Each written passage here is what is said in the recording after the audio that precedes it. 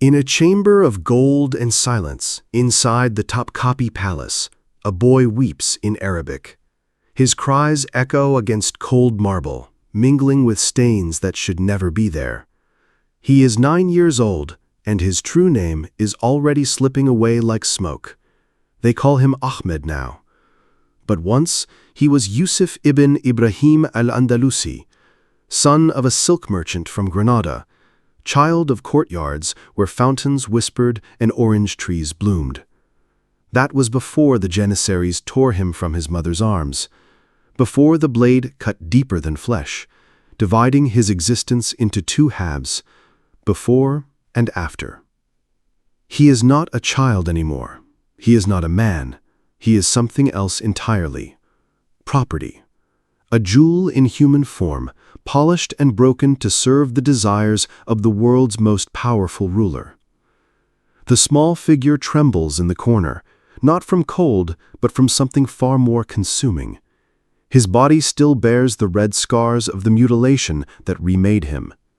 His green eyes, once alight with the curiosity of a Granadan boy chasing cats between marble columns, now carry only resignation.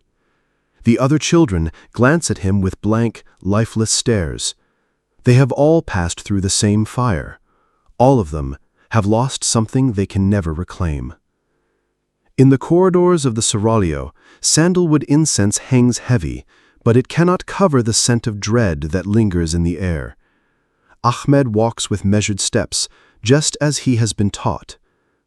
He is not an heir, not a prince. He is an ornament, a vessel, an object of pleasure. To understand how he arrived in this place, one must return to the beginning, to the day Yusuf ceased to exist and Ahmed was born. Ahmed came into the world on March 15, 1521, in Granada's Albaythin quarter, a neighborhood where narrow whitewashed walls still whispered Arab secrets. His father, Ibrahim, was a prosperous silk merchant who corresponded with traders in Istanbul, Venice, and Cairo. His mother, Fatima, embroidered golden tapestries so fine they traveled to markets in Fez. The house smelled always of orange blossom and Yemeni spices. In the courtyard, Yusuf played by marble columns carved by his ancestors in a freer age. His childhood was the music of water running through irrigation channels, and the soft lullabies his mother sang in Arabic. At 6, he could already recite verses of the Quran, his clear voice pleasing the old imam of a hidden mosque in the city. His father dreamed of sending him to Cairo, perhaps to study at Al-Azhar. Yusuf would become a scholar, a man of wisdom. But the dreams of the defeated are fragile things, easily crushed against the stones of history. By the spring of 1530, when Yusuf was 9, news arrived that Barbary corsairs, allies of the Ottoman Sultan, had landed on the shores of Almeria. They had not come to trade. They had come to take what was dearest to every family, their children. The blood tax, the devshirme, swept into Granada like a plague from scripture. The Janissaries went door to door, seizing both Muslim and Christian sons. Yusuf was helping his mother hang linen on the rooftop when the sound of screams drifted up like black smoke. He ran down the stairs just in time to see 2 enormous men in white turbans pressing his father to the mosaic floor. His mother clawed at them, pleading in Arabic and Spanish, but chains were already clamped around his son's wrists like those of livestock bound for the market. His mother chased the horse that dragged him away, her voice breaking on his name until her breath gave out. Yusuf turned once, just once, to look back at her. It was the last time he ever saw her face. The journey east took 3 months. In the stinking belly of a ship crammed with children, Yusuf lost his strength, his voice, and the color in his cheeks. Some died and were thrown into the sea like refuse. He learned quickly. In this world, a life without a name was worth nothing. When Istanbul finally appeared on the horizon, it shimmered like a golden mirage. The domes of the Topkapi Palace gleamed in the October sun. Fountains sang with perfect geometry, and gardens bloomed with roses placed according to mathematical precision. For a boy from Granada, it looked like paradise from his mother's stories. But Yusuf soon learned that this paradise was hell in disguise. The palace did not greet him with warmth. It swallowed him. On the very first day, Yusuf, now called Ahmed, was brought before the master of the white eunuchs. His name was Bashir, a man whose humanity had been stripped away in small, merciless doses over 3 decades of service. Tall as a spear, his face hairless and cold, his eyes cruel, like a cat watching a trapped bird flutter until it broke. Bashir had once been a boy just like Ahmed. He had endured the same blade, the same fire. But where Ahmed trembled, Bashir had calcified. Now he was the judge and the handler of other boys' pain. He examined him clinically, the way one inspects cattle at a market. He gripped the boy's arms, testing his strength. He pried open his mouth, studying his teeth to guess his exact age. His cold hands smelled of bitter almond oil as they pressed against Ahmed's neck, searching for weakness. His verdict was whispered in Turkish. Andalusian blood was strong, his skin was fair, his body promising. Ahmed didn't understand the words, but he understood the tone. He was being measured, not as a child, not as a person, but as an object. That night, they took him to the hammam. Steam rose like ghosts above the marble, the air thick with jasmine oils and shadows. This was no ritual of comfort, it was preparation. They stripped him bare with practiced hands, washing him with perfumes more expensive than his family's house. They smoothed his skin with hot wax until it gleamed like polished silk. And then came the surgeon. The instruments gleamed sharper than any blade he had ever seen. There was no anesthetic, only a rod of wood shoved between his teeth to keep him from biting his tongue. The cut was fast, but the pain was endless. Ahmed screamed until his throat became nothing but torn flesh. He screamed in Arabic, in the soft dialect of Granada his mother had taught him, words that no one understood, but which filled the chamber like wails from another life. The pain lingered for weeks. Some children bled out. Some succumbed to fever or to despair so deep they stopped breathing. Their small graves filled the gardens no visitor ever saw. Ahmed survived. His body was strong, but what lived on was no longer the boy he had been. Something had been torn from him that was more than flesh. He lost not only his manhood, but his ability to believe in love without fear, in life without betrayal. His body no longer belonged to him. His mind was not his own. His soul had been claimed as property of an empire. Ahmed was 11 when he first laid eyes on the man who ruled the world. The study hall fell into silence as the doors opened, and Suleiman the Magnificent entered, wrapped in silk and gold. He moved like a storm made flesh, tall, sharp as a scimitar, his steps measured, his presence unbearable. His perfume, ambergris and musk, filled the air before him. His black eyes, piercing and unreadable, seemed to strip away every secret in the room. The boys prostrated themselves instantly, their foreheads pressed to the marble floor. Ahmed lowered his gaze, but he felt it, the weight of Suleiman's stare burning into the back of his neck. The Sultan stopped before him. His hand, perfumed with incense, tilted Ahmed's chin upward. Those cold fingers held his face as if he were inspecting a piece of art, not a living child. Suleiman asked his name in classical Arabic. Ahmed answered with the name he had been given in the palace. The Sultan smiled faintly and commanded him to speak in his Andalusian tongue. His voice shook, but he recited the verses his mother had once sung in their courtyard in Granada, words of almond blossoms and flowing water, songs of a land now distant as a dream. His throat tightened, his eyes burned, but he forced himself to finish. Suleiman smiled again, but it was not the smile of kindness. It was a smile that froze the blood, a smile of possession. It was the expression of a man who had decided to keep something for himself. That evening, the order came. Ahmed would dine with the Sultan in his private chambers. The other boys glanced at him with envy mixed with pity. His only friend, Mehmed, clenched his fists until his knuckles turned white, but said nothing. No one could speak when the Sultan expressed a desire. They prepared him for the night as though preparing a sacrifice. He was bathed in water perfumed with rose petals, his skin rubbed with oils worth more than his father's house. They dressed him in a robe of emerald silk. He was led through golden corridors to a chamber glittering with Persian tapestries and Murano lamps. The air smelled of sandalwood and something darker, power, danger, inevitability. Suleiman awaited him in a robe of gold brocade. He offered him honey and pistachio sweets. He asked questions about Granada, about his family, about the world Ahmed had lost. Each word was a thread, pulling the boy deeper into a web he could not escape.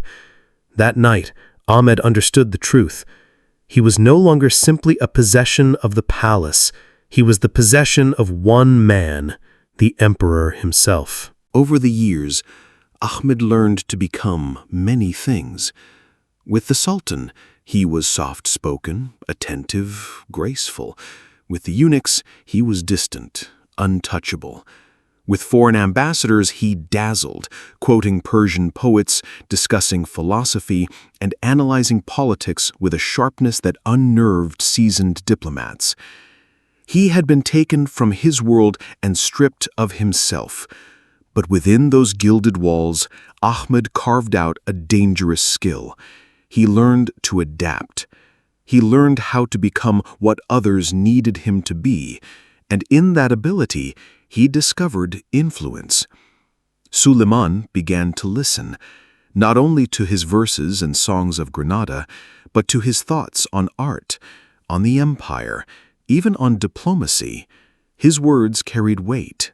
His presence lingered at councils he was never meant to enter. But in the Ottoman palace, power was a blade sharpened on both sides. Where there was influence, there was jealousy. And no one was more threatened than Harem Sultan, the Sultan's most beloved consort. At first, she tolerated him. Beauty could be dismissed, youth could be ignored, but intelligence, the kind that reached Suleiman's ear and softened his gaze, was intolerable. Whisper by whisper, doubt began to spread. Was Ahmed loyal? Was he too close to the emperor? Could a creature carved by mutilation be trusted with power? In 1543, when Suleiman fell gravely ill, Ahmed never left his side. For days and nights he remained in the sick room, whispering verses, bringing water, watching over the man who owned his soul. When the Sultan recovered, his gratitude was unmistakable. He smiled at Ahmed with rare warmth. And in that moment, Harem Sultan knew Ahmed was a threat.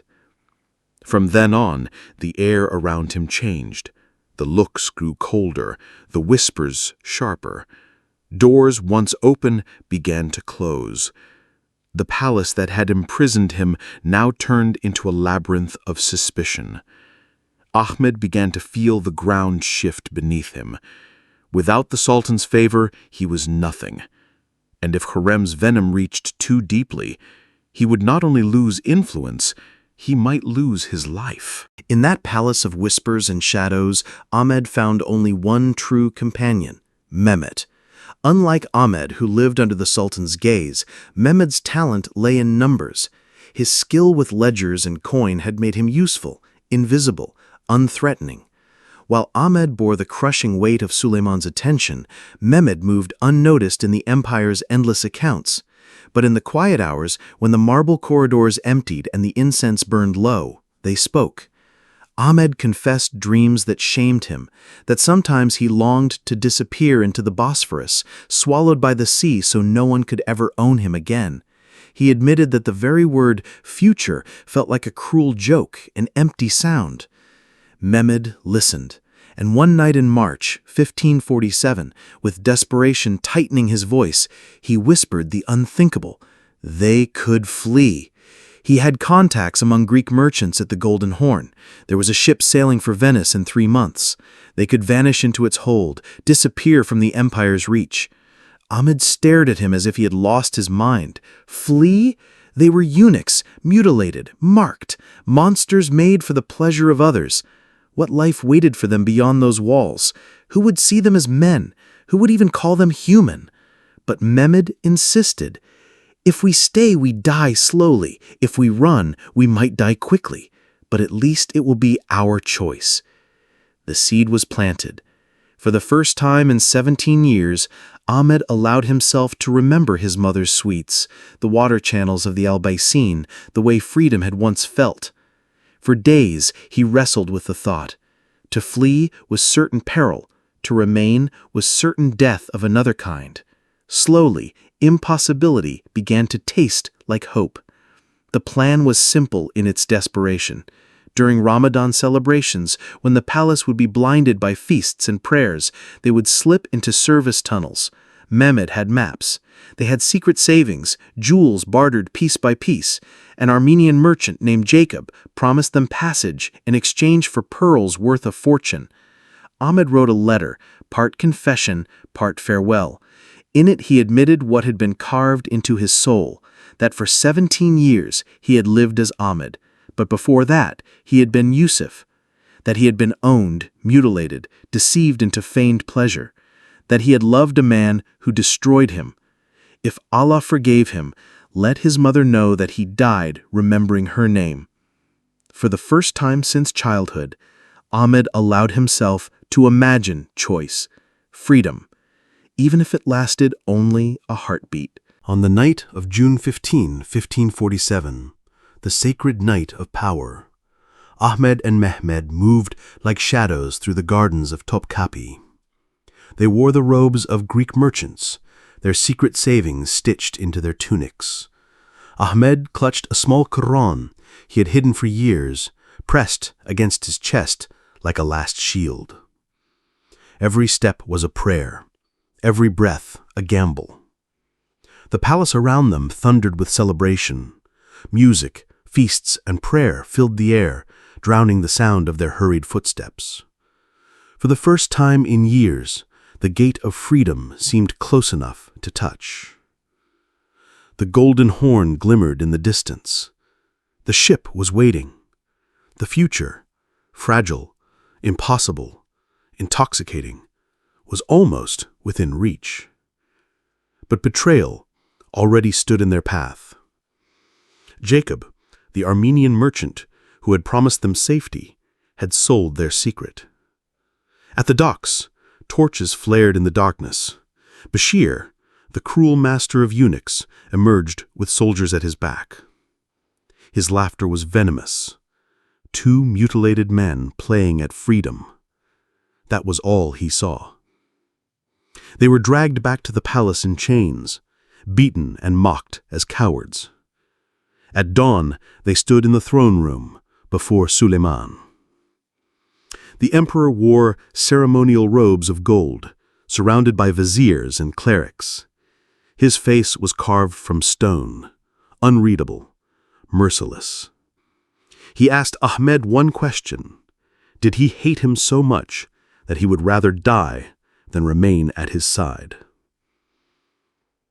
For the first time in years, Ahmed raised his head. His green eyes, once filled with resignation, now burned with something sharper. He did not blink. In Arabic, he answered, "I do not hate you. I pity you." The silence in the chamber was heavier than steel. It was the first time Ahmed had spoken the unfiltered truth, and it was his death sentence. Suleiman gave the order. Ahmed's execution would not be swift. For 3 days, in the main courtyard, he was tortured. The boy who had been Yusuf, the child of Granada, the jewel of an emperor, endured his final agony beneath the eyes of the empire. His cries echoed across the marble where once he had walked in silence. And when his voice was gone, when the body could scream no more, his memory still lived.